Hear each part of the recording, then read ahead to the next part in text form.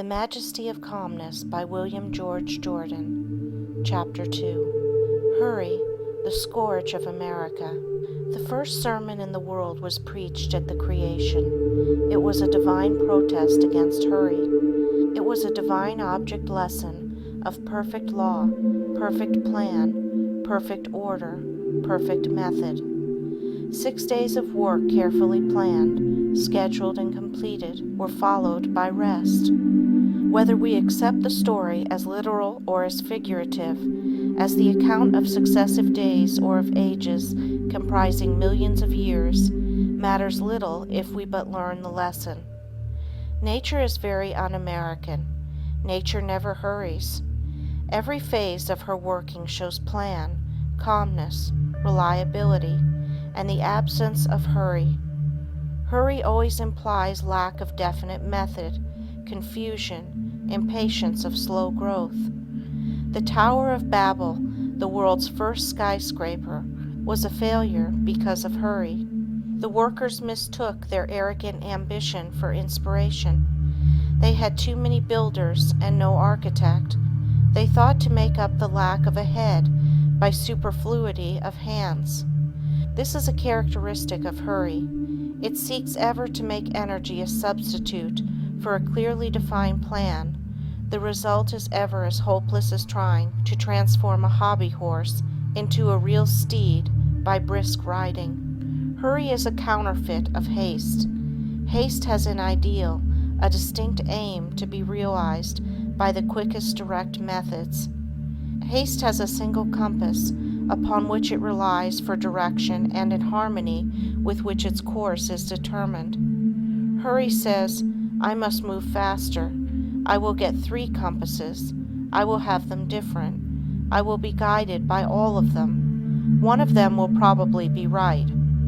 Hurry never realizes that slow, careful foundation work is the quickest in the end. Hurry has ruined more Americans than has any other word in the vocabulary of life. It is the scourge of America and is both a cause and a result of our high-pressure civilization. Hurry adroitly assumes so many masquerades of disguise that its identity is not always recognized.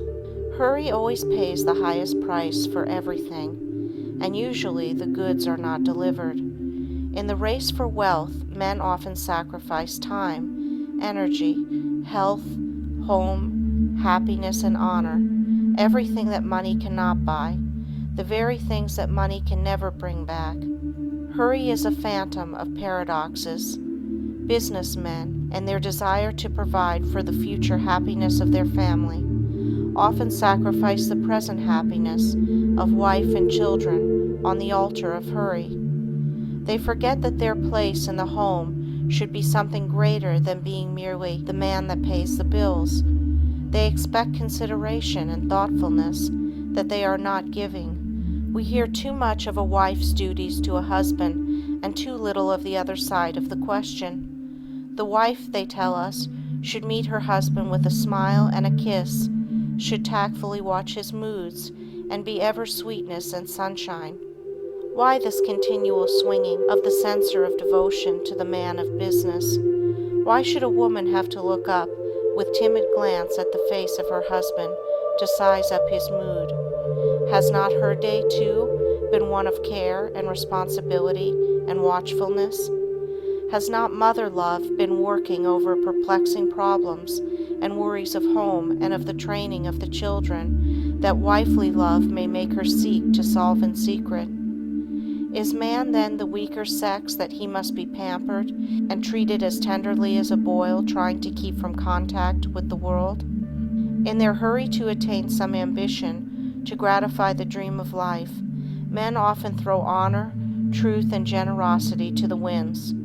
Politicians dare to stand by and see a city poisoned with foul water until they see where they come in on a waterworks appropriation. If it be necessary to poison an army, that too is but an incident in the hurry for wealth. This is the age of the hothouse. The element of natural growth is pushed to one side, and the hothouse and the force pump are substituted.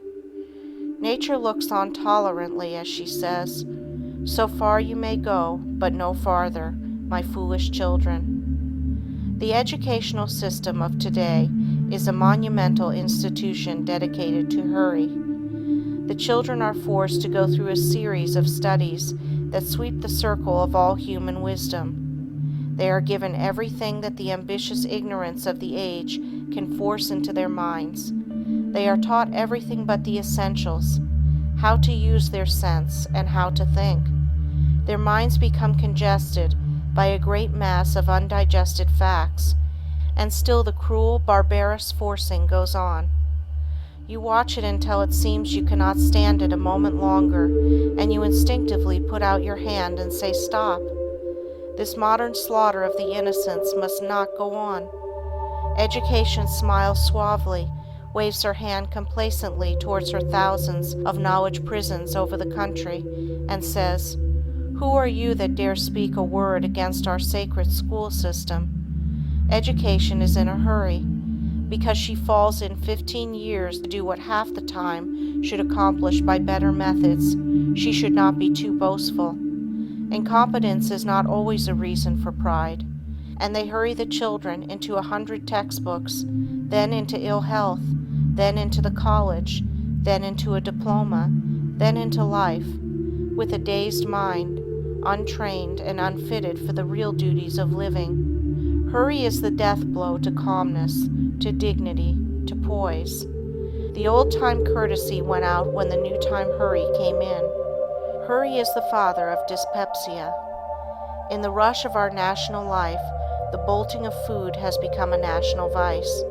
The words "quick lunches" might properly be placed on thousands of headstones in our cemeteries. Man forgets that he is the only animal that dines, the others merely feed.